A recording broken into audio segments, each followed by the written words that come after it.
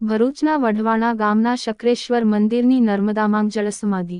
ભરૂચ જિલ્લાના ઝઘડિયા તાલુકામાં વઢવાણા ગામમાં શક્રેશ્વર મહાદેવ નામનું પૌરાણિક મંદિર આવેલું છે। 600 વર્ષ જૂના આ મંદિરે નર્મદામાં જળસમાધિ લીધી છે। દર વર્ષે વરસાદના કારણે મંદિરની જગ્યાનું મોટા પાયે ધોવાણ થતું આવ્યું છે, જેના કારણે મંદિર પરિસરની દિવાલોમાં પણ તિરાડો પડી ગઈ હતી।